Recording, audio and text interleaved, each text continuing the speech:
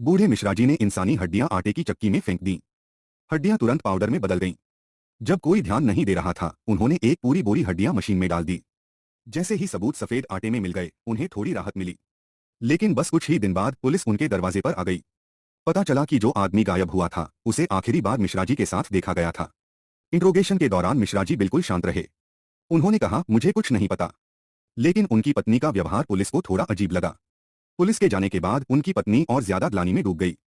उसने कहा, भले ही वो आदमी बहुत नीच था, लेकिन उसे मारने का हक हमें नहीं था। मुझे लगने लगा है कि अब तुम इंसान नहीं, एक राक्षस बन चुके हो। ये सुनते ही मिश्रा जी चुप हो गए, सोच में पड़ गए। अगले ही दिन वो खुद पुलिस स्टेशन पहुंचे और सब कुछ कबूल कर लिया। पर कोई नहीं जानता था कि वो ऐसा करने पर क्यों मजबूर हुए। असल में मिश्रा जी एक रिटायर्ड टीचर थे। उन्होंने अपने बेटे को अमेरिका पढ़ने भेजने के लिए अपनी सारी सेविंग्स खर्च कर दी थीं और ऊपर से एक बड़ा लोन भी लिया था। आखिरकार उन्होंने किसी तरह अपने बेटे को विदेश भेज दिया। लेकिन बेटा कभी भी अपने माँ बाप की कुर्बानियों को समझ नहीं पाया। जब भी वो लोग उससे घर पैसे भेजने को कहते, वो गुस्से में फोन काट देता। उधर उधार देने वालों का दबाव बढ़ता जा रहा था। बूढ़ा जोड़ा हर वक्त टेंशन में जी रहा था। एक दिन राज फिर से पैसे लेने आ गया। मिश्रा जी ने उसे ब्याज के कुछ पैसे तो दिए, लेकिन वो बहुत कम थे।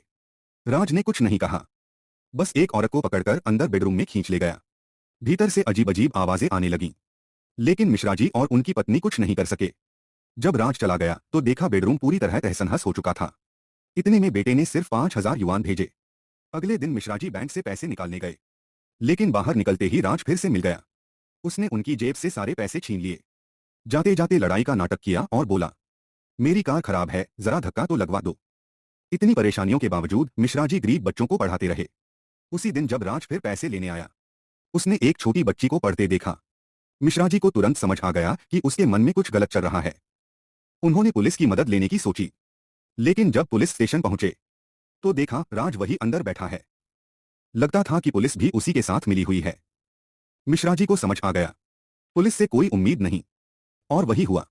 उसी रात राज फिर से उनके घर आ धमका। इस बार उसने धमकी दी, उस छोटी लड़की को मेरे पास लाओ। अब मिश्रा जी सब समझ चुके थे राज क्या चाहता है। लेकिन वो बच्ची सिर्फ